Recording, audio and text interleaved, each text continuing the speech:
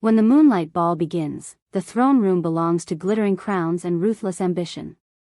200 princesses twirl beneath the chandeliers, rehearsed smiles hiding sharp, hungry eyes as they circle the Alpha King like predators stalking a prize. Yet the only heartbeat he tracks doesn't wear silk or jewels. It's the quiet rhythm of the servant girl pressed against the wall, ink on her fingers, ash on her skirts, doing everything she can to stay invisible. One lingering glance from the throne turns into a stolen dance, a forbidden scent, and a choice that could burn his kingdom to the ground. When the Alpha King steps off the dais and walks past every royal contender to stand before the girl no one even counted, the Moonlight Ball stops. By dawn, gossip, jealousy, and ancient laws will demand a queen, but the only woman he wants is the one the court calls nothing. Chapter 1: The Girl Who Didn't Belong. Lovetta presses herself harder against the velvet wallpaper, the rough texture catching on the worn cotton of her sleeve.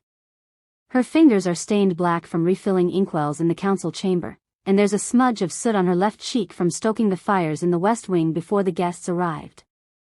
She can smell the perfume rolling off the princesses in waves, jasmine and rose and something sharper, more expensive, something that makes her throat itch. The chandeliers overhead are so bright they hurt to look at, thousands of crystals catching candlelight and throwing it back in fractured pieces that dance across marble floors polished to a mirror shine. She shouldn't be here. The head housekeeper made that abundantly clear 3 hours ago when Lovetta finished scrubbing the entryway and tried to slip out through the servants' passage. "Stay," Mrs. Calloway had said, her thin mouth barely moving. "Stay and watch the punch bowls. Make sure none of them tip. Make sure none of them run dry. If a single princess complains of an empty glass, you'll spend the rest of the winter in the laundry house." So Lovetta stays. She keeps her eyes down, her shoulders curved inward, her breathing shallow. She's perfected the art of taking up no space at all. Around her, the ballroom swells with sound, with laughter that's too loud and music that thrums in her chest like a second heartbeat. Violins and cellos, a harp somewhere in the corner, and beneath it all the whisper of silk against silk as 200 women in gowns worth more than Lovetta will earn in her lifetime move through choreographed patterns designed to catch one man's eye. Alpha King Lupin Greymont sits on a throne that looks carved from a single piece of black stone, smooth and cold and older than the palace itself. He's draped in midnight blue velvet, silver thread catching the light every time he shifts. His hair is dark, almost black, brushed back from a face that could have been sculpted by someone with a grudge, all hard lines and sharp edges except for his mouth, which looks like it might have been soft once, before whatever happened to make him king. His eyes are pale gray, the kind of gray that looks silver in certain light, and they move across the ballroom with the detached interest of a man watching a play he's seen too many times before. Lovetta knows she shouldn't look at him. Servants don't look at royalty, don't meet their eyes, don't acknowledge their existence beyond a bow or curtsy when required. But she can't help it. There's something about the way he holds himself, coiled tension beneath expensive fabric, like he's one wrong word away from walking out of his own ball. She wonders if he's as tired of this as she is. A princess in emerald green glides past, her perfume so thick Lovetta tastes it on her tongue. The woman's laugh is like breaking glass, high and sharp, and she tosses her auburn curls over one pale shoulder as she aims herself directly at the throne. Lovetta watches the performance with the exhausted fascination of someone who's been watching it all night. The princess will curtsy, just low enough to show respect but not so low she looks desperate. She'll tilt her head at precisely the right angle to show off the curve of her neck. She'll say something clever, something rehearsed, something designed to make the Alpha King smile. And he'll nod, polite and distant, and she'll retreat with her dignity intact and her chances no better than when she started. It's the same dance over and over, and Lovetta is so focused on watching the Emerald Princess execute her approach that she doesn't notice the punch bowl starting to tilt until it's almost too late. Her hand shoots out on instinct, catching the crystal rim just before the whole thing tips, and suddenly she's supporting 20 pounds of glass and spiked fruit juice while trying not to make a sound. Her arms burn. The punch sloshes dangerously close to the lip of the bowl. She adjusts her grip, sweat prickling at her hairline, and that's when she feels it. The weight of someone's stare. It's different from the casual dismissal she's used to, different from the way nobles look through her like she's furniture. This is focused. Deliberate. It crawls up her spine and makes every instinct she has scream run, but she can't run because she's holding a punch bowl, and if she drops it she'll lose her position and possibly her life given how many highborn feet are within splashing distance. Slowly, carefully, she sets the bowl back on its table. Slowly, carefully, she wipes her damp palms on her skirt. And then, because she's never been good at following her own better judgment, she looks up. Alpha King Lupin Greymont is staring directly at her. Not at the princess in emerald green who's currently attempting a complicated story about her kingdom's trade routes. Not at the cluster of women in silver and gold who've positioned themselves strategically near the orchestra. At Lovetta. His pale eyes have locked onto her face with an intensity that makes her forget how to breathe, and for a moment the entire ballroom seems to fade into background noise, all that perfume and laughter and desperate ambition becoming nothing more than static. She should look away. She should drop into a curtsy so deep her forehead touches the floor, and then she should back out of the room entirely and spend the rest of the night hiding in the kitchens. That's what a smart servant would do. That's what any servant would do. Lovetta doesn't look away. She doesn't know why. Maybe it's because she's too tired from 16 hours of work to remember proper protocol. Maybe it's because some small, bitter part of her is sick of bowing. Or maybe it's because when their eyes meet, something shifts in the air between them, something that feels like recognition even though they've never spoken, never been in the same room when he was actually paying attention. His nostrils flare slightly. His hands, which have been resting loose on the arms of his throne, suddenly grip the stone. And then he stands. The Emerald Princess stops mid-sentence. The orchestra plays on for another 3 bars before someone notices and the music stumbles into silence. 200 pairs of eyes follow the Alpha King as he steps down from the dais, his boots soundless on marble, his expression unreadable. He's walking toward her. Lovetta's first instinct is to check behind her because surely he's walking towards someone else, some princess she didn't notice, some important guest who happens to be standing near the punch bowls. But there's only wall behind her, damask wallpaper and a tapestry depicting some long-ago battle, and when she looks back the Alpha King is still coming, cutting through the crowd like a knife through silk. Princesses scatter. Some try to intercept him, stepping gracefully into his path with bright smiles and practiced curtsies, but he moves around them without breaking stride, without even acknowledging they're there. His focus is absolute. Terrifying. Lovetta's heart slams against her ribs so hard she thinks he must be able to hear it, must be able to track the panic flooding her system. He stops 3 feet away. Close enough that she can smell him beneath the expensive soap and formal clothing, something wild and cold like winter forests and stone. Close enough that she has to tilt her head back to keep eye contact, and she realizes with a jolt that she's still holding his gaze, still hasn't looked down the way she's supposed to. The ballroom is so quiet she can hear her own pulse in her ears. Alpha Lupin doesn't say anything at first. He just looks at her, really looks, his pale eyes moving across her face like he's memorizing it. She's suddenly, painfully aware of the soot on her cheek, the ink on her fingers, the way her hair is falling out of its braid in messy dark strands. She's aware of every place she doesn't belong, every way she fails to measure up to the silk-draped women watching with expressions ranging from confusion to barely concealed fury. Then he does something that makes the entire court gasp. He extends his hand. Palm up. An invitation. Lovetta stares at it like it might bite her. His palm is broad, scarred across the base of the thumb, and there's something about the gesture that feels more dangerous than any threat. "Dance with me," he says, and his voice is exactly what she expected, low and rough around the edges like he doesn't use it often enough to keep it smooth. She should refuse. She should explain that servants don't dance at royal balls, that she doesn't know the steps, that this is a mistake, he's confused, he's meant to be dancing with one of the princesses who've spent years preparing for this exact moment. But Lovetta has spent her whole life being told what she can't do, where she can't go, who she can't be. And standing here with the Alpha King's hand extended toward her and 200 jealous stares burning into her back, something inside her breaks. Or maybe it wakes up. She reaches out. Her fingers, stained with ink and rough from work, touch his palm. His hand closes around hers, warm and solid, and the touch sends a shock through her system that has nothing to do with static and everything to do with the sudden, overwhelming certainty that her life just changed in ways she can't begin to understand. The Alpha King leads her onto the dance floor. Behind them, whispers erupt like wildfire.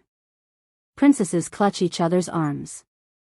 The Queen Mother, a severe woman in purple silk whom Lovetta has only ever seen from a distance, leans forward in her seat, her expression carved from ice.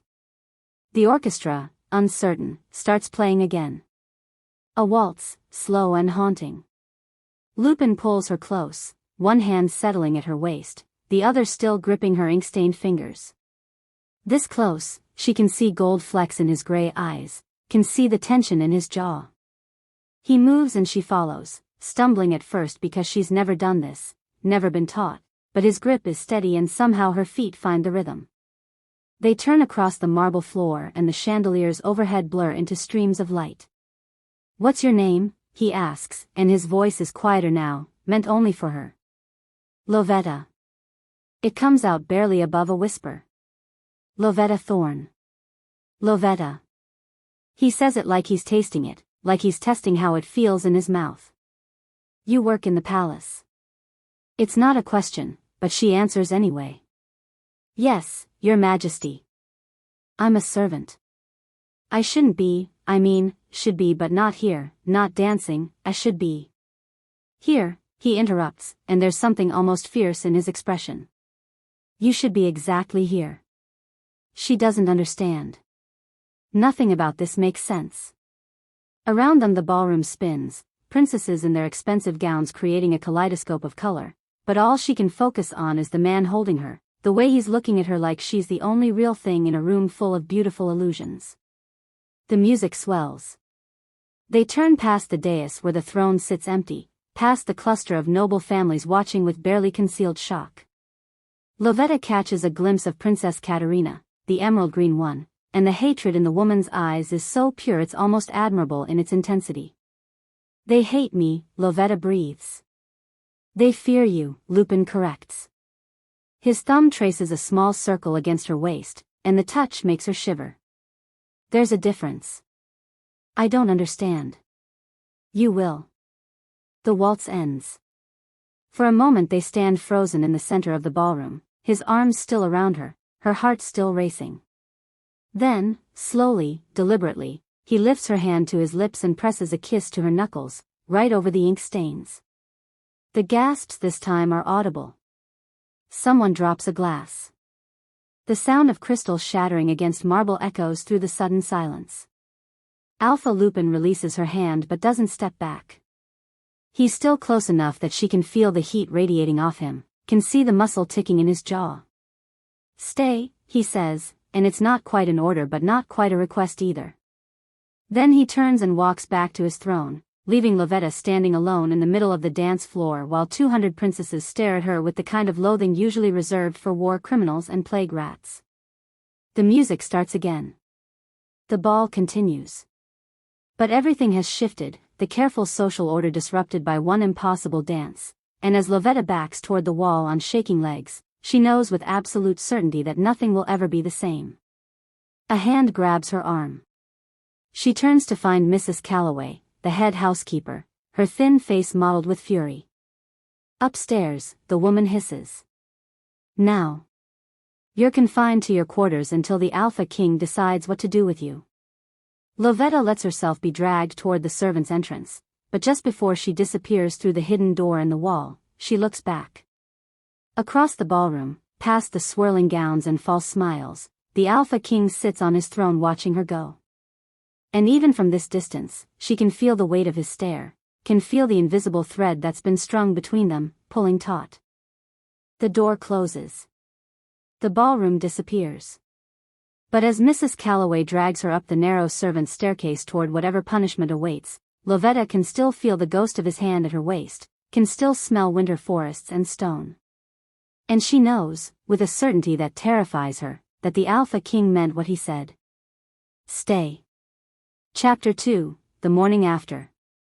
Lovetta's quarters aren't quarters at all, just a converted storage room in the attic with a narrow bed, a cracked mirror, and a window so small she has to stand on her toes to see out of it. The ceiling slopes at an angle that makes standing upright impossible except in the very center of the room, and in winter the cold seeps through the walls until her breath mists in the air. But it's hers, the only space in the entire palace that belongs to her, and right now it feels less like a refuge and more like a prison cell. She's been here for 6 hours. 6 hours of pacing the 3 steps from bed to wall, 6 hours of replaying every moment of that dance until the memory is worn smooth, 6 hours of waiting for someone to come tell her she's being dismissed, or worse. The ball ended 2 hours ago, she can tell by the silence that settled over the palace, that heavy quiet that comes after too much noise. The servants will be cleaning now, scraping wax off floors, collecting abandoned glasses, whispering about what they saw. About her.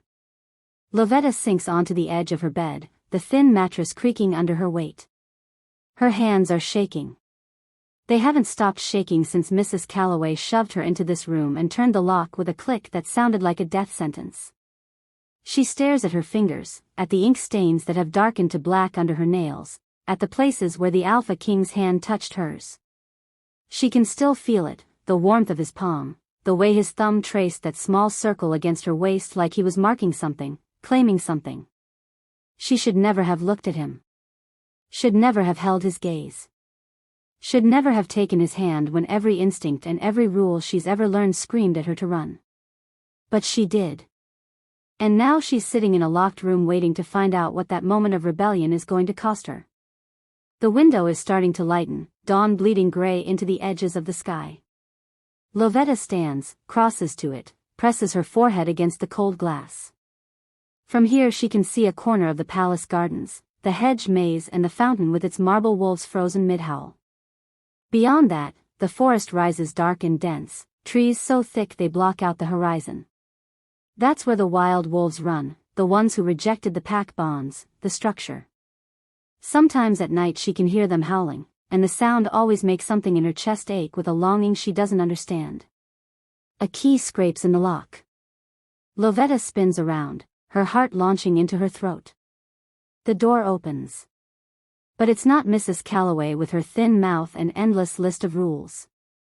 It's a woman Lovetta has never seen before, tall and elegant in a deep burgundy dress that probably costs more than the entire attic wing. Her hair is silver blonde, pulled back in an intricate twist, and her eyes are the same pale gray as the Alpha King's. She steps into the room, closes the door behind her, and looks at Lovetta with an expression that's impossible to read. "You're Lovetta Thorne," she says. It's not a question. Lovetta nods, her mouth too dry to speak.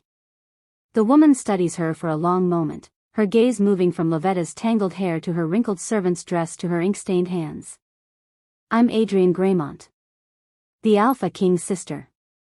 The words hit like a physical blow. Lovetta drops into a curtsy so deep her knees hit the floor, her forehead nearly touching the rough wooden boards. "Your Highness, I'm sorry, I didn't mean to, I should never have." "Stand up." The command is soft but absolute. Lovetta scrambles to her feet, her legs unsteady. Adrienne is still watching her with that unreadable expression, and Lovetta can't tell if it's curiosity or disgust or something else entirely. "Do you know what you've done?" "I danced with the Alpha King." Lovetta's voice comes out small, childlike. "I know I shouldn't have. I know it was wrong. I'll leave, I'll pack my things right now, just please don't punish anyone else for." "Wrong." Adrienne's mouth curves into something that might be a smile if it reached her eyes. "You think dancing with my brother was wrong? I'm a servant. He's the king. It's not allowed, it's not." Did he seem concerned about what's allowed? Adrienne moves closer, and Lovetta instinctively backs up until her shoulders hit the sloped ceiling. Did he seem worried about rules when he walked past 200 princesses to get to you? Lovetta doesn't answer. Can't answer. Because the truth is no, he hadn't seemed worried at all. He'd seemed determined. Focused. Like nothing in that ballroom mattered except reaching her. Adrienne stops a few feet away, close enough that Lovetta can smell her perfume, something subtle and expensive that makes the air between them feel heavy. "My brother is not a careless man, Lovetta Thorne. He doesn't make mistakes." When he does something, especially something that will cause this much chaos, it's because he means to. So the question isn't whether what you did was wrong. The question is why he chose you. I don't know. It's the truth. It's been the truth since the moment his eyes found hers across the ballroom. I'm nobody. I'm nothing. Clearly he disagrees.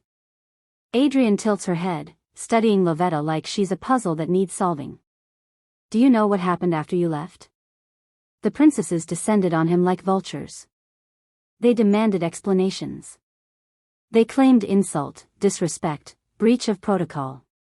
Princess Katerina of Thornwick actually threw a glass at the wall. It shattered. Cut a duke's cheek. Lovetta's stomach drops.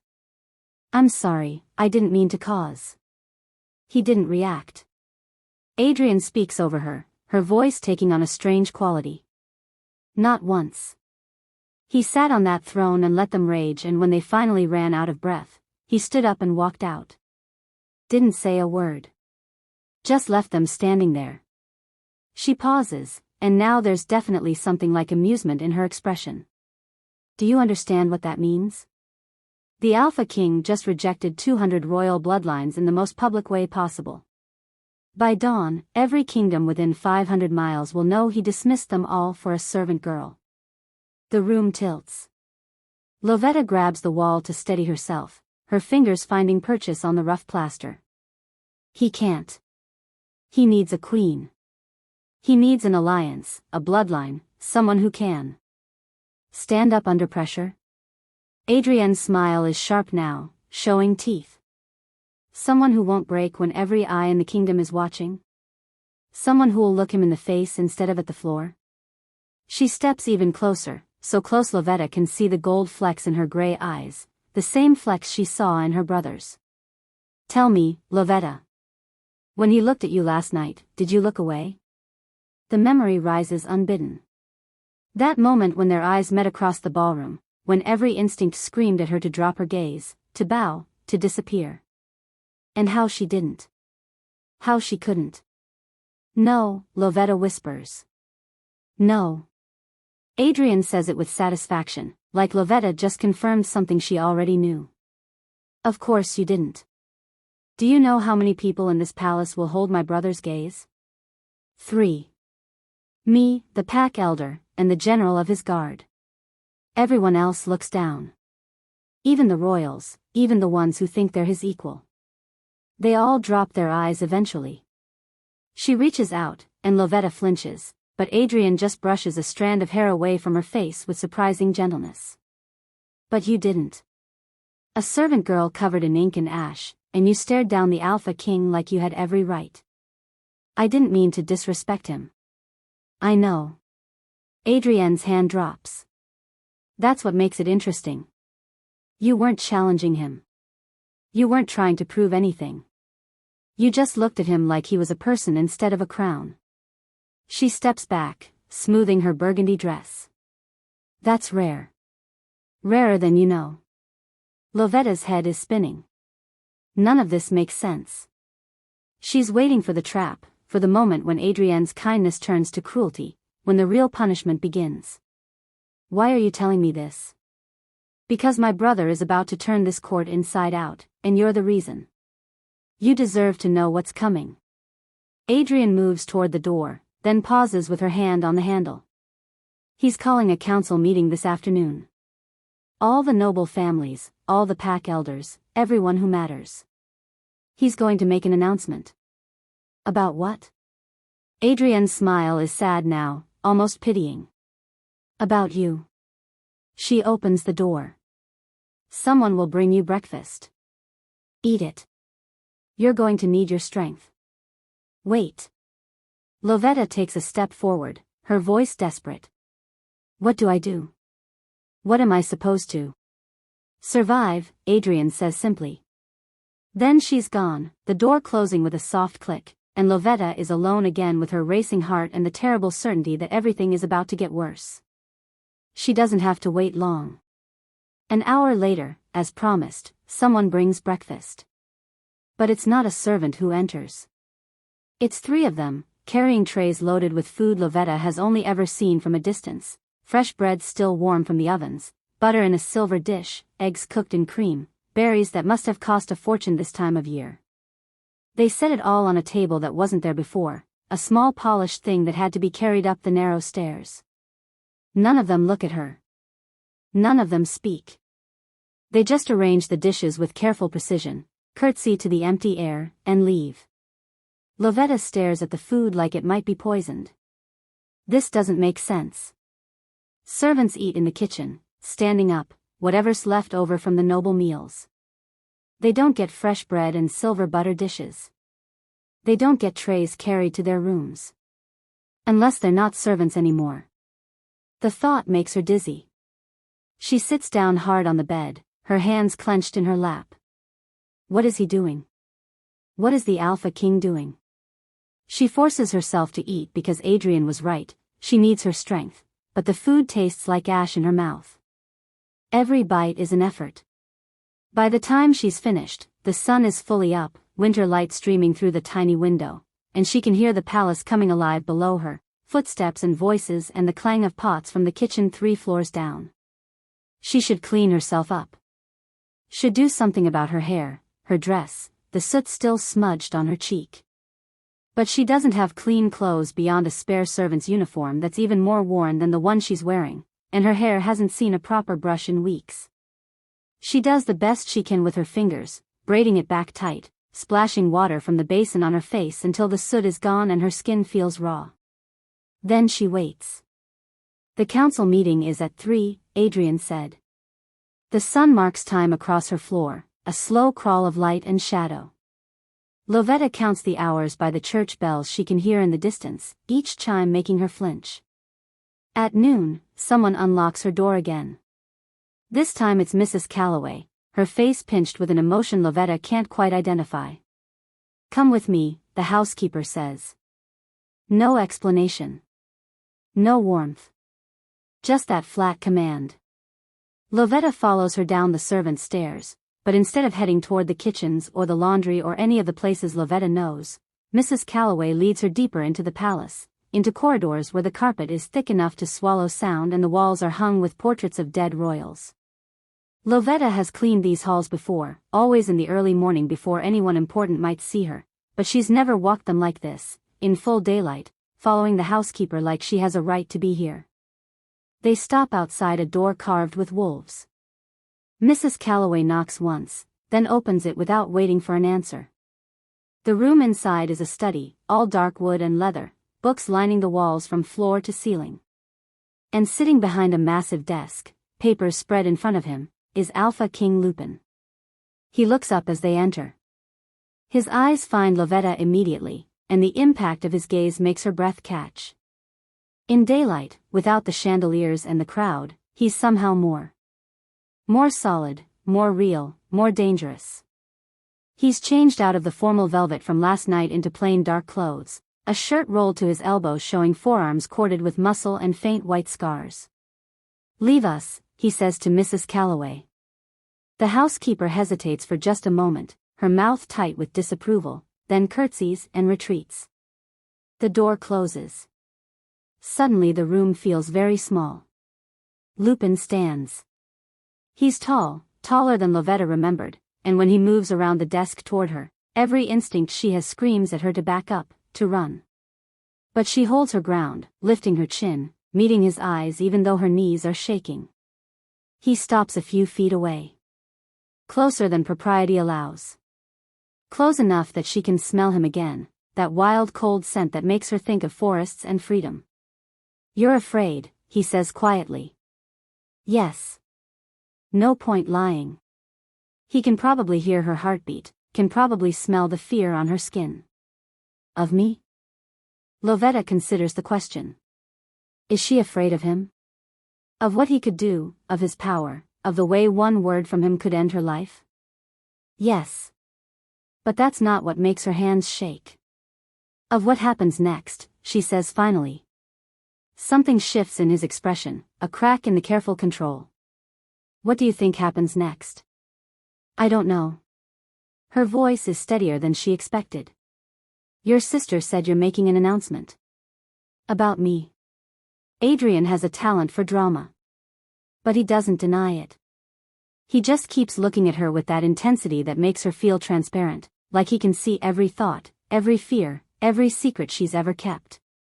Tell me something, Lovetta. Last night, when I asked you to dance. Why did you say yes? The question catches her off guard. She expected accusations, demands, anger. Not this. Not genuine curiosity in his voice. I don't know, she admits. I should have said no. I should have run. But I didn't. Why? He takes another step closer. Now there's less than a foot between them. She has to tilt her head back to keep eye contact. Because you asked. The words come out barely above a whisper. No one ever asks me anything. They tell me. They order. But you asked. His jaw tightens. For a long moment he just stares at her, and Lovetta has the strangest feeling that she just said something important, something that matters in ways she can't understand. Then he reaches out. Slowly. Giving her time to pull away. His hand cups her face, his thumb brushing her cheekbone, and the touch is so gentle it makes her eyes sting. They're going to try to destroy you, he says, and there's something almost like sorrow in his voice. The court. The nobles. Every princess who thought she had a chance. They're going to come at you with everything they have. I know. And it won't be fair. It won't be honorable. They'll use words as weapons, rumors as poison. They'll make you wish you'd never been born. Lovetta's throat is tight, but she doesn't look away. Why are you telling me this? His thumb traces her jawline, and the touch sends heat through her veins. Because I'm giving you a choice. Right now, before the council meeting, before everything changes. You can leave. I'll have you taken to any kingdom you want, set up with enough money to start a new life far from here.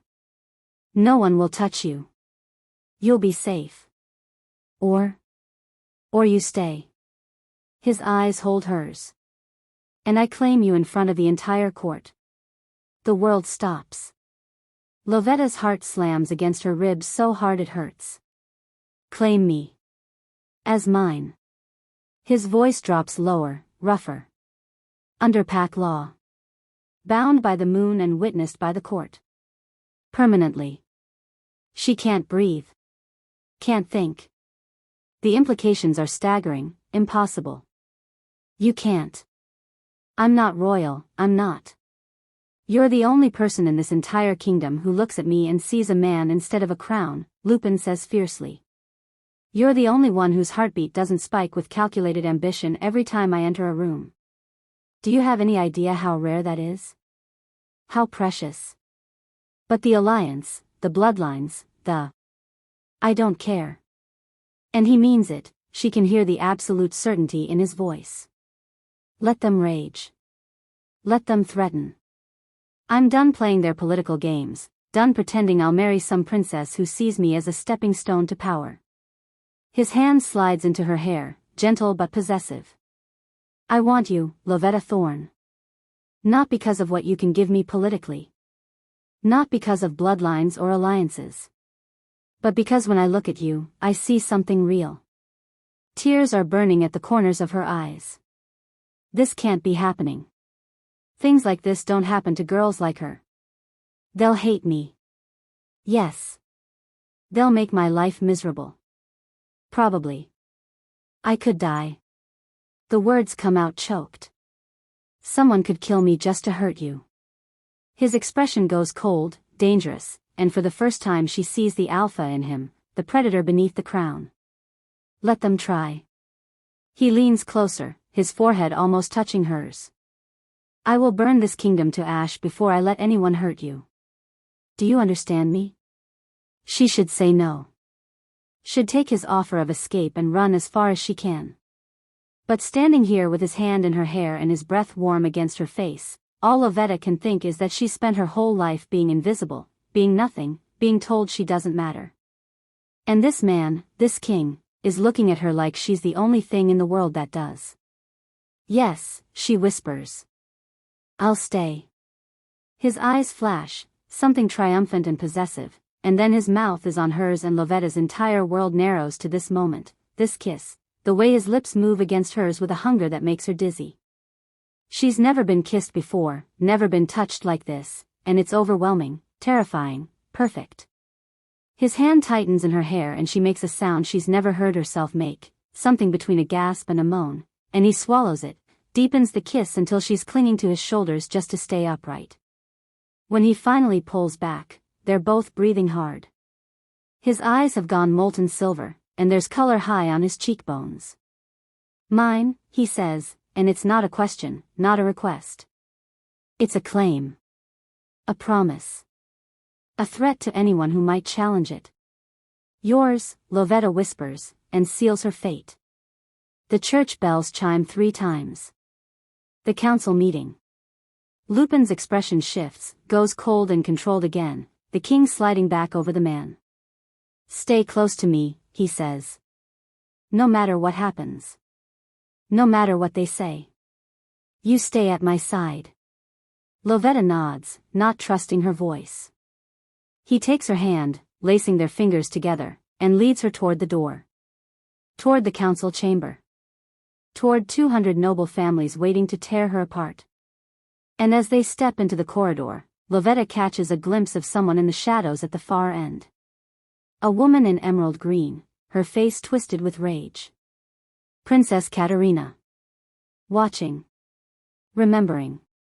The door to the council chamber looms ahead, and behind it, Lovetta can hear voices raised in argument, in anger, in anticipation. Lupin squeezes her hand once. Then he pushes the door open, and they step inside together. Chapter 3, The Claiming. The council chamber is built like a cathedral, all soaring ceilings and stained glass windows that throw colored light across stone floors worn smooth by centuries of footsteps. 3 tiers of seats rise in a semicircle around a central platform where the Alpha King's chair sits, not quite a throne but close enough, carved from the same black stone as the one in the ballroom. Every seat is filled. Lovetta has never seen this many important people in one place, never been the focus of this many hostile eyes. The conversations die the moment they enter. Not gradually, not with polite trailing off, but instantly, like someone cut the sound with a knife. 200 faces turn toward the door. Toward her. Lovetta's grip on Lupin's hand tightens involuntarily, her nails digging into his palm, but he doesn't flinch. He just keeps walking, pulling her with him down the center aisle toward the platform, and the silence stretches so tight Lovetta thinks it might snap. She can feel every stare like a physical touch. The nobles in their fine clothes, the pack elders with silver in their hair and judgment in their eyes, the princesses who came for the ball and haven't left yet, still draped in silk and fury. Princess Katerina is in the front row, her emerald dress exchanged for something darker, burgundy that makes her skin look pale. Her hands are folded in her lap, her expression perfectly controlled, but her knuckles are white with tension. Lupin leads Lovetta onto the platform. There's only one chair. He sits in it, sprawling like he owns not just the seat but the entire room, and then he does something that makes several people gasp audibly. He pulls Lovetta down onto the arm of the chair, keeping her hand clasped in his, positioning her so she's slightly elevated, visible to everyone. Not standing behind him like a servant. Not kneeling at his feet. At his side. On display. Thank you for coming, Lupin says, his voice carrying easily through the chamber. He sounds bored, like this is an inconvenience rather than the most important political gathering in recent memory. I know many of you had to delay your departures. You gave us no choice. The voice comes from an older man in the second tier, his gray beard immaculately trimmed, his robes marking him as someone high-ranking. You summoned us, Your Majesty. Demanded our presence. And given last night's unprecedented behavior, we assumed this matter was urgent. It is. Lupin's thumb traces a circle on Lovetta's wrist, casual, possessive. I'm making an announcement. About this girl? A woman in purple stands, her voice sharp with disdain. Lovetta recognizes her vaguely, some duchess or countess, one of the many noble families who live in the palace. About the servant you humiliated 200 royal bloodlines for? Her name is Lovetta Thorne, Lupin says, and there's an edge to his voice now, something that makes the woman sit back down. And yes, this concerns her. A different man stands, younger, with dark hair and expensive clothes. Your Majesty, with all due respect, we understand that you may have been momentarily distracted by an attractive face. It happens. But surely you realize the damage you've done? The alliances you've jeopardized? The insult you've delivered to kingdoms we rely on for trade, for military support, for... I know exactly what I've done, Lord Ashford. Lupin cuts him off smoothly. And I did it deliberately. The chamber erupts. Everyone trying to talk at once, voices overlapping in a chaos of outrage and confusion. Lovetta sits frozen on the arm of the chair, her heart hammering, while the court dissolves into barely controlled panic around her. She catches fragments of conversation: disgrace, impossible, lost his mind, that servant girl. Lupin lets them rage. He sits perfectly still, his expression neutral, while noble families shout themselves hoarse. Only Lovetta can feel the tension in him, the way his muscles are coiled like he's preparing for a fight, the way his hand grips hers just a fraction too tight. Finally, a voice cuts through the noise. Enough. It's not loud, but it carries weight. Everyone stops talking. An old woman stands in the front tier, leaning on a cane carved from white wood. Her hair is silver white, her face a map of wrinkles, and her eyes are the palest gray Lovetta has ever seen, almost colorless. The pack elder, Lovetta realizes. The one Adrian mentioned. Let the Alpha King speak, the old woman says. You demanded this meeting. You will hear him. The silence that falls now is different, heavier, laced with resentment. Lupin inclines his head toward the pack elder, a gesture of respect, then stands. He keeps Lovetta's hand in his, pulling her to her feet beside him. Under the old laws, he says, his voice formal now, carrying the weight of ritual, an Alpha King may claim a mate of his choosing. The bond is absolute. Sacred. Witnessed by the moon and ratified by the pack. It supersedes political alliances, bloodline concerns, and personal objections. No.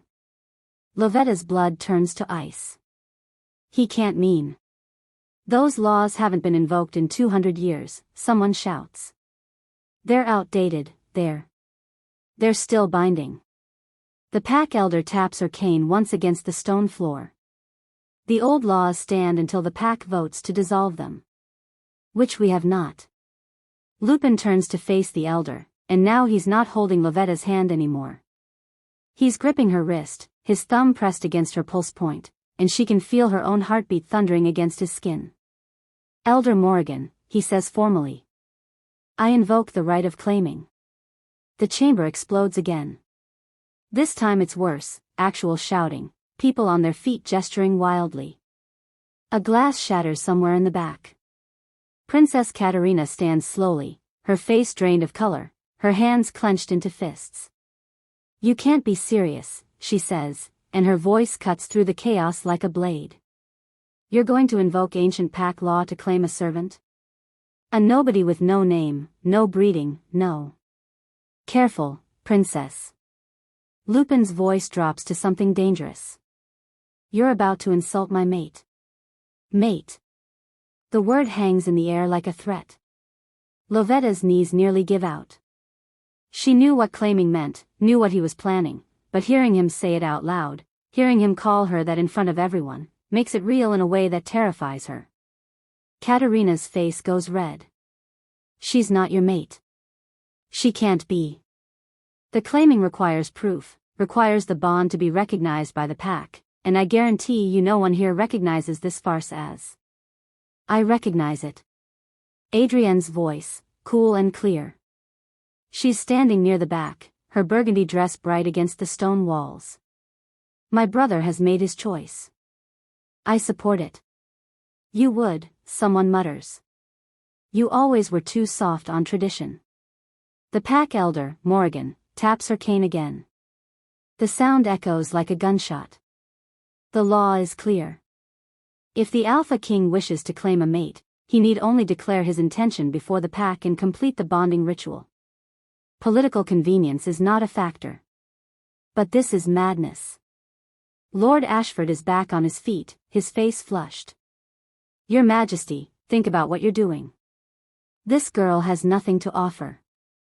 No alliances, no resources, no political value whatsoever. You need a queen who can strengthen the kingdom, who can. I need a mate who won't try to manipulate me, Lupin says flatly. Who won't spend every conversation calculating political advantage.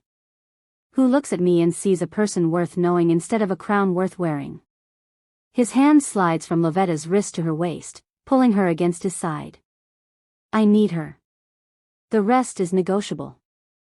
The way he says it, like it's the simplest thing in the world, like he's choosing between breakfast options instead of potentially destroying political alliances that took decades to build, makes Lovetta's chest ache with something she doesn't have a name for. A woman in yellow stands, her expression calculating. If you insist on this claiming, Your Majesty, at least make her prove herself first. Test her. See if she's worthy of standing beside you. Murmurs of agreement ripple through the crowd. Lupin's jaw tightens, but before he can respond, Morrigan speaks. The law allows for challenges, she says slowly. If the pack questions the Alpha's choice, they may demand proof of worthiness. 3 trials, traditionally. Physical, mental, and spiritual. Her colorless eyes fix on Lovetta. Can the girl survive them? Lovetta finds her voice for the first time since entering the chamber. I can try. It comes out steadier than she expected, and something shifts in the room. People lean forward. They expected her to cower, to hide behind Lupin, to let him fight her battles. Instead, she's speaking for herself, standing straight despite the terror coursing through her veins. Lupin looks down at her, something like pride in his expression. You don't have to. Yes, I do. She meets his eyes. If I'm going to be your mate, I need to prove I'm worth claiming. Otherwise they'll never accept it. They'll spend the rest of our lives saying you made a mistake. I don't care what they say. I do. It's the truth. She can't live like that, can't spend her life as a shadow of doubt, a constant reminder of Lupin's poor judgment. If she's going to do this, she needs to earn it. Let them test me. Morrigan's mouth curves into something that might be approval. Very well. The trials will begin tomorrow. 3 days, 3 tests. If she passes, the claiming is ratified. If she fails. The old woman trails off, but the implication is clear. If she fails, Lovetta leaves. Or dies. Depending on how cruel the tests are. Tomorrow's too soon, Lupin says. She needs time to prepare, too. The law states the trials begin within 1 day of the challenge, Morrigan interrupts. Unless the Alpha wishes to withdraw his claim? It's a trap, Lovetta realizes. Push back too hard and it looks like he doesn't believe in her. Accept the timeline and she goes into the trials unprepared. Either way, they're trying to make him look weak. Tomorrow's fine, Lovetta says before Lupin can respond. She squeezes his hand, trying to communicate trust, trying to show him she can do this even though she's terrified. I'll be ready. The pack elder nods once. The first trial will be at dawn. Physical endurance. Report to the training grounds. Her gaze sweeps the room. Anyone who wishes to witness may attend. This claiming concerns the entire pack. Which means everyone will be there. Every noble family, every jealous princess, every person who wants to see her fail. Perfect. The council meeting dissolves into smaller conversations, clusters of nobles whispering urgently, shooting dark looks toward the platform. Lupin keeps Lovetta close, his arm around her waist like a shield, as they navigate through the crowd toward the exit. People part for them, but barely, forcing them to brush past hostile shoulders and cold stares. They're almost to the door when Katerina steps into their path. Up close, she's even more beautiful than Lovetta remembered, her features perfect and symmetrical, her dark red hair catching the colored light from the stained glass windows. But there's something ugly in her expression, something that makes Lovetta's wolf instinct scream danger even though she's never properly shifted, has never learned to access that part of herself. You won't survive the trials, Katerina says pleasantly, like she's commenting on the weather. Whatever you think you're doing, playing dress-up as the alpha's mate, it ends tomorrow. You'll fail. And then he'll realize what a mistake he made, choosing trash over treasure. Lovetta should stay quiet. Should let Lupin handle this. But she's so tired of people talking about her like she's not there, like she's just an object to be judged and dismissed. Maybe, she says, meeting Katerina's eyes. But at least I'll fail as myself. Not as whatever perfect illusion you've spent your whole life pretending to be. Katerina's eyes flash. For a moment Lovetta thinks the princess might actually hit her, might do something reckless that would give Lupin a reason to have her removed from court. But then Katerina's mouth curves into a smile that doesn't reach her eyes. We'll see, she says softly. Tomorrow. Dawn. I'll be watching when you break. Then she glides past them, her dress whispering against the stone floor, leaving a trail of expensive perfume in her wake. Lupin pulls Lovetta out of the council chamber, down a corridor, through a door she's never noticed before that leads to a private staircase. They climb in silence, his hands still gripping hers, until they reach a landing with tall windows overlooking the gardens. He stops. Turns to face her. And now the careful control he maintained throughout the council meeting is cracking, stress and anger and fear bleeding through. You shouldn't have accepted the trials, he says, and there's something raw in his voice. I could have found another way, could have pushed back harder, could have. They would have fought you every step. Lovetta steps closer, lifting her free hand to his chest. His heart is racing beneath her palm. This way, if I succeed, they can't question it. Can't say I don't belong. If you fail, then I fail. She tries to sound braver than she feels. But I'm not going to. I'm going to pass their tests and claim my place at your side and make them all choke on their objections. He stares at her for a long moment, then pulls her into his arms so suddenly she gasps. His face buries in her hair, his arms tight around her back, and Lovetta can feel him shaking slightly. I can't lose you, he mutters against her temple. Not now. Not when I just found you. The words break something in her chest. She wraps her arms around him, holding him as tightly as he's holding her. You won't. They stand like that for a long time, wrapped together in the window light, while the palace continues around them, full of people plotting and planning and waiting for her to fall. Finally Lupin pulls back. His hands frame her face, thumbs brushing her cheekbones. I'm going to make sure you're prepared. The best trainers, the best. I need to do this myself. She hates saying it, hates the flash of hurt in his eyes. If they see you coaching me, it'll look like you're carrying me through. I need to prove I can stand on my own. You're not alone. His voice is fierce. Whatever happens tomorrow, whatever they throw at you, remember you're not alone. I'll be there. I'll always be there. Lovetta nods, not trusting her voice. Then she does something reckless, something bold, something the servant girl she was yesterday would never have dared. She rises on her toes and kisses him, pouring everything she can't say into the press of her lips against his. He responds immediately, deepening the kiss, one hand sliding into her hair while the other presses against the small of her back. When they finally break apart, they're both breathing hard, and his eyes have gone that molten silver again. Tomorrow, he says. Dawn. I'll be waiting at the training grounds. I know. He kisses her forehead, gentle, reverent. Then he steps back, letting his hands fall away, and Lovetta feels the loss of his touch like a physical ache. Go rest, he says. You'll need your strength. Lovetta nods and turns toward the stairs that lead back down, back toward the servants' quarters, back toward the small room that's suddenly both prison and sanctuary.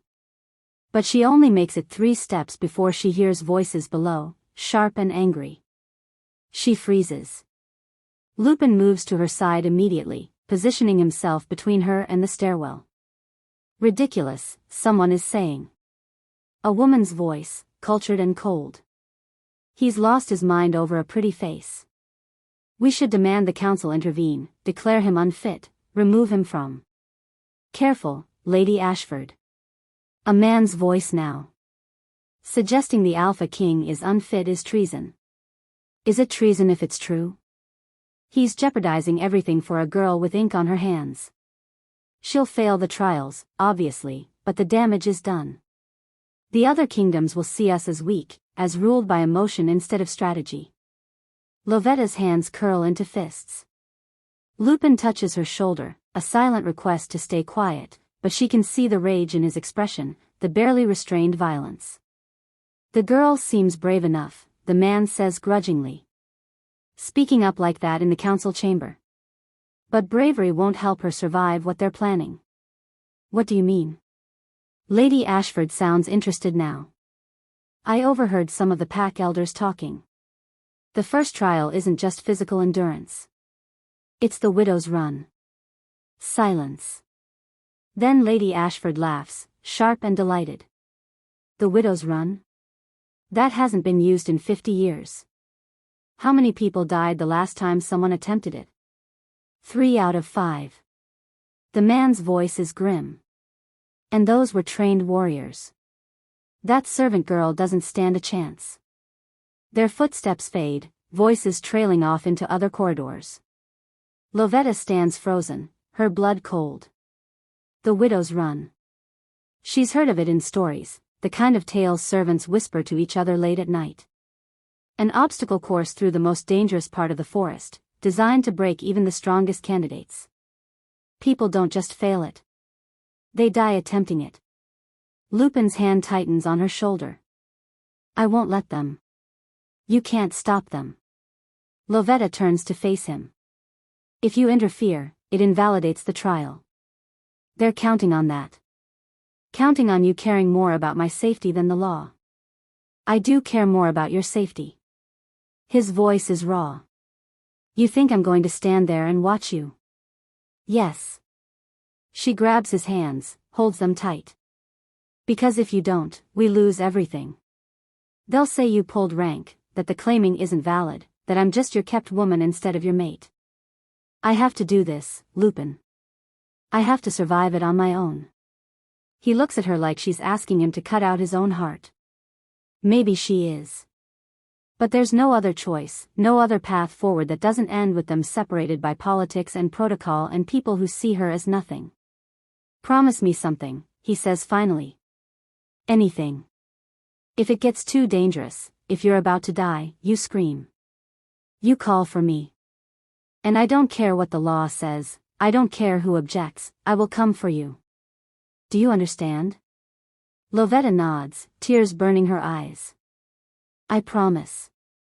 He pulls her close one more time, holds her like he's trying to memorize the feel of her in his arms. Then he lets go and steps back, and the distance between them feels like miles. Go rest, he says again. Dawn comes early.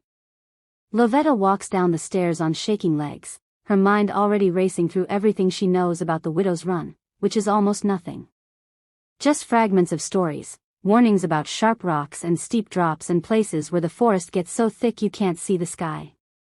She makes it back to her small attic room, locks the door, and sits on the edge of her bed trying not to think about the fact that tomorrow might be the last sunrise she ever sees. A knock at the door makes her jump. She stands, cautious, expecting Mrs. Calloway or another servant with more cryptic warnings. Instead, when she opens it, Adrian is standing there, her silver blonde hair loose around her shoulders, her expression unreadable. May I come in? Lovetta steps aside.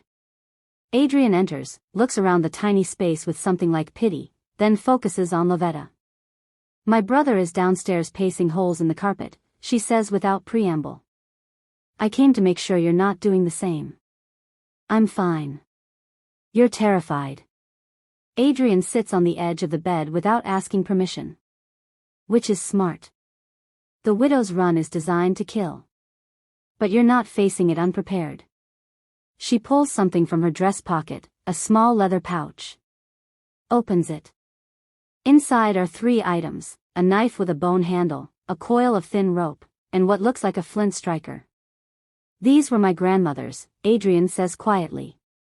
She ran the widow's course when she was 16. Youngest person to ever complete it. These tools saved her life.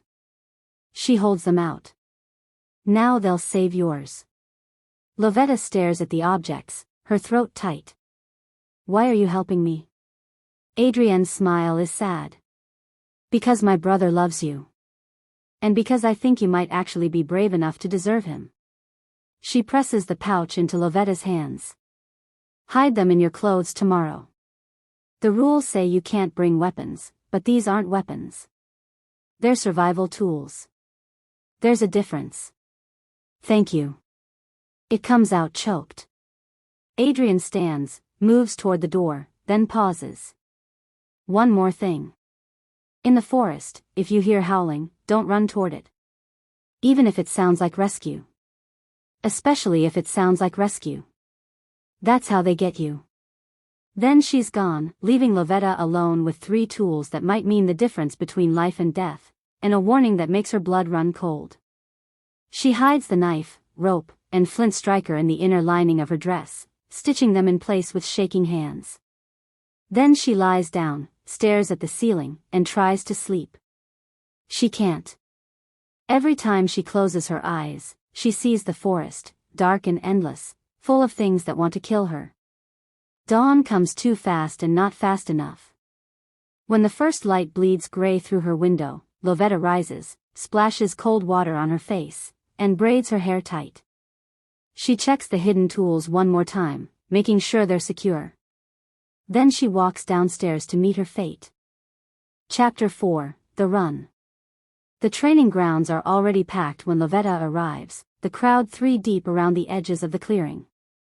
Dawn hasn't fully broken yet, the sky's still that bruised purple-gray that comes just before sunrise, but torches have been lit at intervals, casting restless shadows across faces eager to watch her fail.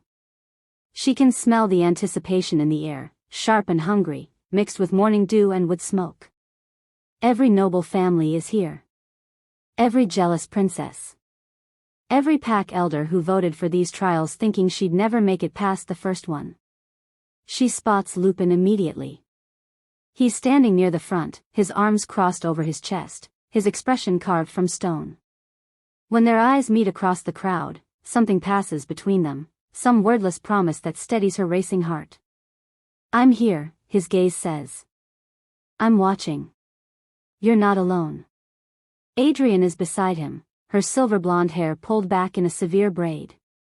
She gives Lovetta the tiniest nod, and Lovetta touches her side where the knife is hidden, drawing comfort from the solid weight of it. Elder Morrigan steps forward, her white cane tapping against packed earth. The crowd quiets immediately, that instant silence that comes from generations of pack instinct. The old woman's colorless eyes find Lovetta in the semi-darkness. Lovetta Thorne, she says, her voice carrying despite its reedy quality. You stand before the pack to prove your worth as the Alpha King's mate. The first trial tests physical endurance, mental fortitude, and survival instinct. You will run the widow's course alone and unarmed. You will reach the summit of Raven's Peak before the sun touches its apex. If you succeed, you move to the second trial. If you fail. She pauses, lets the silence stretch. The claiming is void. If you fail, you die. That's what she means. Lovetta can see it in the old woman's eyes, in the satisfied expressions of half the crowd. They're not here to watch a test. They're here to watch an execution. I understand, Lovetta says, surprised by how steady her voice sounds. Morrigan gestures toward the forest edge, where a path disappears into darkness so thick the torchlight can't penetrate it. The course is marked with white stones. Follow them. Stray from the path and you'll never be found. She taps her cane once. You may begin when ready. Lovetta walks toward the forest entrance. The crowd parts for her, but barely, and she has to brush past hostile shoulders and whispered insults. Someone spits near her feet. Someone else laughs, sharp and cruel. She keeps her eyes forward, her chin up, refusing to give them the satisfaction of seeing her fear. She passes Princess Katerina, who's wearing deep purple today, her dark red hair elaborately styled despite the early hour. Their eyes meet. Katerina's smile is all teeth. "I'll be sure to console the Alpha King when they bring back your body," she says sweetly. Lovetta doesn't respond. Doesn't give her anything.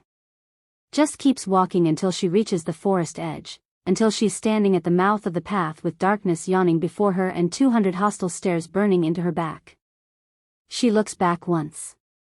Finds Lupin in the crowd. He's moved closer, close enough that she can see the tension in his jaw, the way his hands are clenched into fists. He's fighting every instinct he has not to follow her, not to protect her. She can see it written across his face, the war between what he wants and what he knows she needs to prove. She mouths 2 words, "Trust me." Then she turns and runs into the forest. The path starts easy enough, relatively flat, the white marker stones visible every 20 feet or so, pale shapes against dark earth.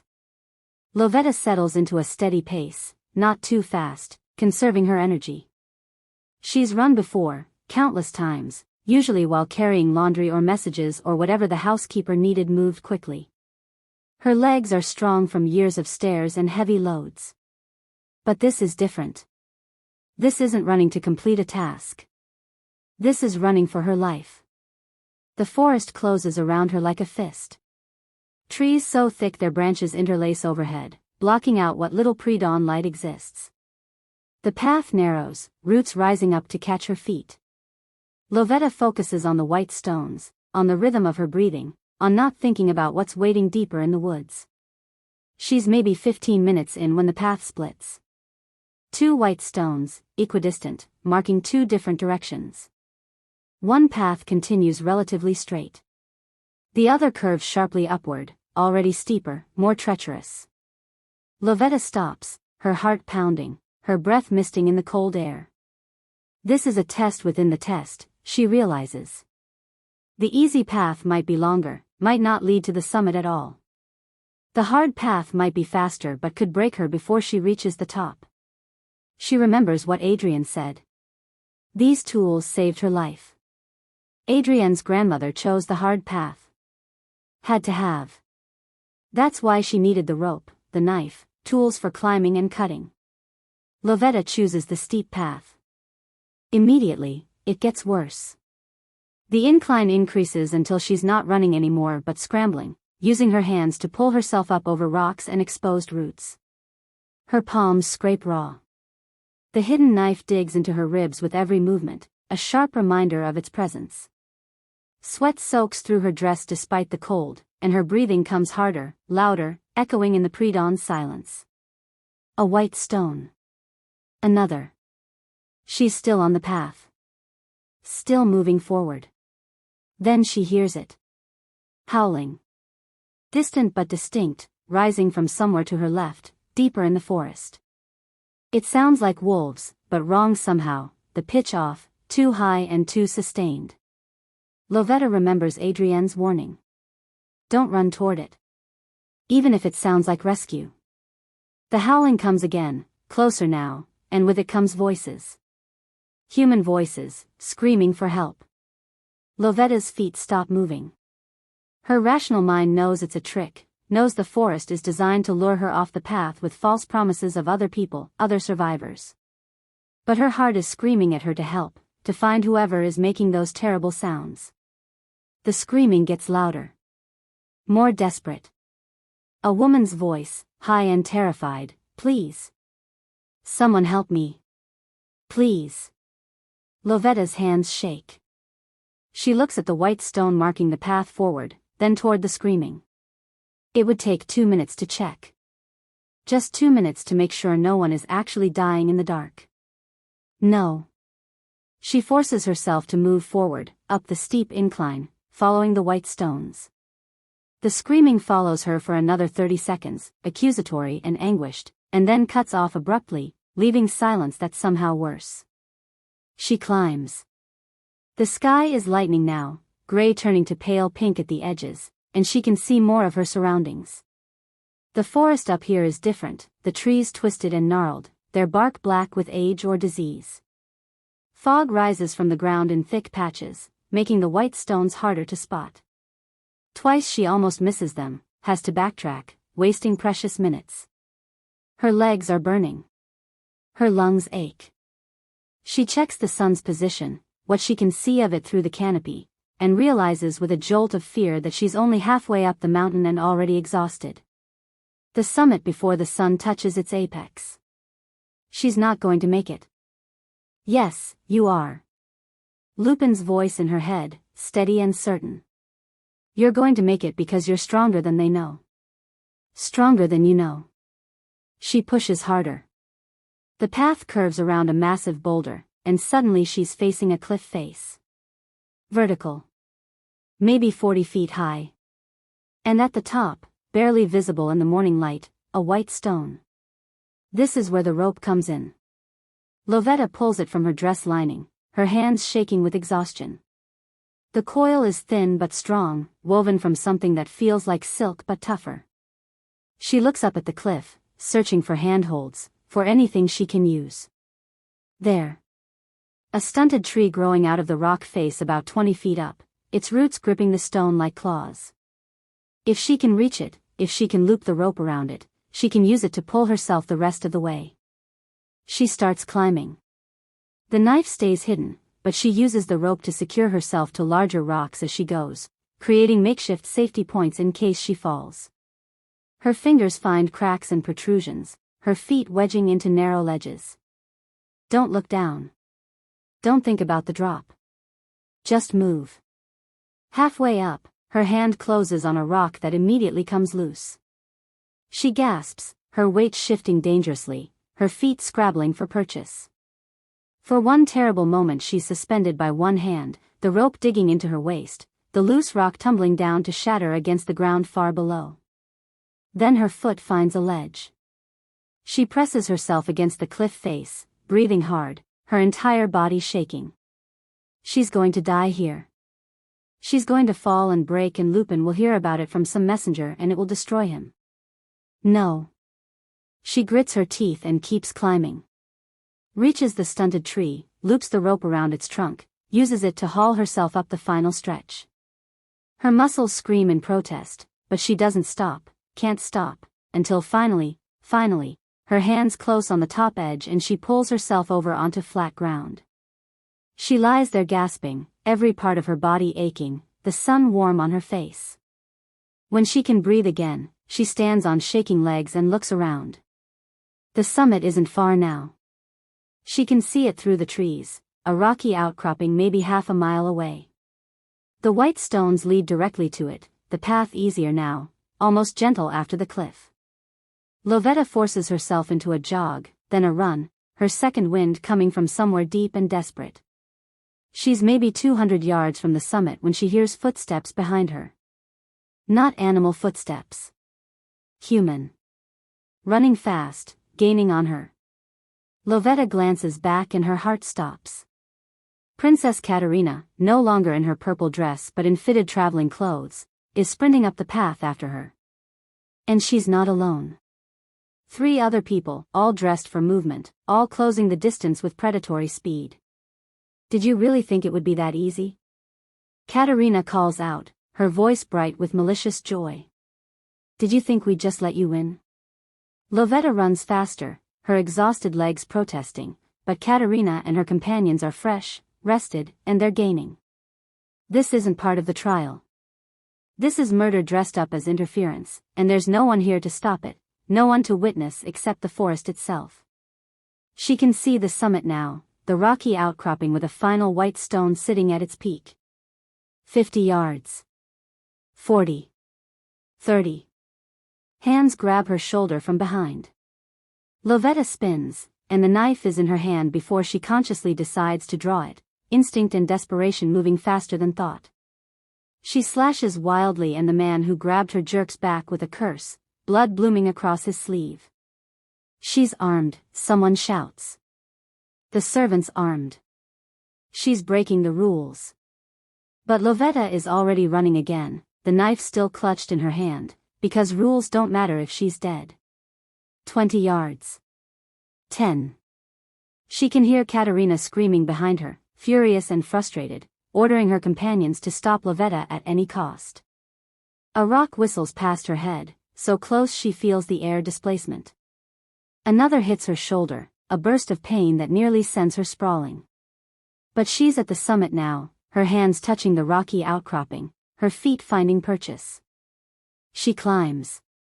Behind her, Katerina and her people are scrambling up the path, shouting, throwing more rocks. One catches Lovetta's leg, and she gasps, nearly losing her grip. But she's almost there, almost at the peak where the final white stone sits like a beacon. Her hand closes around it. The stone is warm from the rising sun, smooth and solid, and the moment her fingers touch it, a bell rings from somewhere far below. Clear and pure and unmistakable. The signal that someone has completed the course. Lovetta pulls herself onto the summit and collapses, clutching the white stone to her chest, blood on her shoulder and leg, the knife still gripped in her other hand. The sun is barely halfway to its apex. She made it. She survived. Below her, Katerina has stopped climbing. She's staring up at Lovetta with an expression of pure hatred, her carefully styled hair wild around her face, her hands clenched into fists. This isn't over, she screams. You broke the rules. You brought weapons. The trial is invalid. But Lovetta just lies there on the rocky summit, watching the sun rise over the forest, and waits for whatever comes next. It takes another hour for the officials to arrive. Elder Morrigan, supported by 2 younger pack members, climbs the path with surprising speed for someone her age. Behind her comes Lupin, moving like death itself, his expression so cold and furious that even Katerina backs away when he passes her on the trail. He reaches the summit, sees Lovetta lying there bloody and exhausted, and something breaks in his face. He's beside her in an instant, his hands gentle as they check her injuries, his voice rough as he murmurs her name over and over. I'm okay, she manages. I made it. You're bleeding. His hands hover over the rock wound on her shoulder. They attacked you. I heard them shouting, he stops, his jaw so tight she can see muscles jumping beneath skin. I'm going to kill them. No. Lovetta sits up despite the pain, despite his protests. You're going to let the law handle it. Elder Morrigan reaches them, breathing hard, her colorless eyes taking in the scene, Lovetta's wounds, the knife still in her hand, Katerina and her companions hovering at the edge of the clearing looking guilty and defiant in equal measure. Princess Katerina claims you brought weapons, Morrigan says without preamble. That you violated the terms of the trial. Before Lovetta can respond, Adrian appears at the summit's edge, having climbed the path behind the others. She's not even breathing hard, and there's something dangerous in her expression. My grandmother's survival tools, she says clearly. Which I gave her. Which are not weapons but tools necessary for completing a course designed before modern safety standards existed. Or are you saying my grandmother cheated when she ran this trial 60 years ago? Morrigan's mouth tightens. Challenging a previous successful run would call into question the entire history of the trials, would open a political mess no one wants to deal with. And the attack? Morrigan turns her gaze on Katerina. Explain why you and your companions were on the course. Explain why there are witnesses who heard you order them to stop Lovetta at any cost. Katerina's face goes pale. I was concerned for her safety. We were trying to help. You threw rocks at her, Lupin says, his voice deadly quiet. I heard you. Everyone at the base camp heard you. The silence that follows is absolute. Katerina looks around at her companions, clearly searching for support, but they're all staring at the ground, refusing to meet her eyes. No one wants to go down with her. Under pack law, Morrigan says slowly, interfering with the trials is grounds for exile. Attempted murder of a potential mate is grounds for execution. Katerina's face drains of all color. You can't be serious. I'm a princess. My father is. Nothing, Lupin cuts her off. Your father is nothing in my territory. You came here as a guest and you tried to murder the woman I've claimed. You're lucky I'm letting the law handle this instead of handling it myself. He stands, pulling Lovetta up with him, keeping her pressed against his side. She's shaking now, the adrenaline wearing off, leaving her cold and aching and suddenly aware of how close she came to dying. Morrigan taps her cane against stone. Princess Katerina of Thornwick, you and your companions are hereby exiled from this territory. You have until sunset to leave. If you're found within our borders after that, the exile becomes execution. Do you understand? Katerina's mouth opens and closes. She looks at Lupin, clearly expecting him to intervene, to show mercy, but his expression is carved from ice. Finally she just nods, turns, and starts down the trail, her companions following like guilty shadows. Morrigan watches them go, then turns back to Lovetta. You completed the course in acceptable time. You survived an unprovoked attack. The first trial is passed. Something that might be respect flickers in her colorless eyes. Rest today. The second trial begins tomorrow at dawn. Then she's gone too, leaving Lovetta and Lupin and Adrian alone on the summit as the sun finally touches its apex, golden light flooding the forest below. I need to get you to the healer, Lupin says, but Lovetta shakes her head. I need you to hold me for a minute first. Just a minute. Then you can drag me to every healer in the palace. He makes a sound that's half laugh, half sob, and pulls her into his arms so tightly she can barely breathe. She doesn't care. She wraps her arms around him and just exists in this moment, this victory, this proof that she's strong enough to stand beside him. Adrian clears her throat delicately. I'll give you two some privacy. But seriously, Lovetta, see a healer. You're bleeding on my brother's shirt. She leaves. Lovetta and Lupin stay wrapped together, the white stone still clutched in Lovetta's hand, physical proof that she survived what was meant to kill her. 2 more trials, she says against his chest. 2 more. His arms tighten. But you're going to pass them. I know you are. How do you know? Because you're the only person I've ever met who's too stubborn to die. He pulls back just enough to look at her face, and his expression is soft now, vulnerable. And because I love you. And that has to count for something. The words hit her like a physical force. No one has ever said that to her before. No one has ever looked at her the way he's looking at her now, like she's the entire world compressed into one exhausted, bloody girl.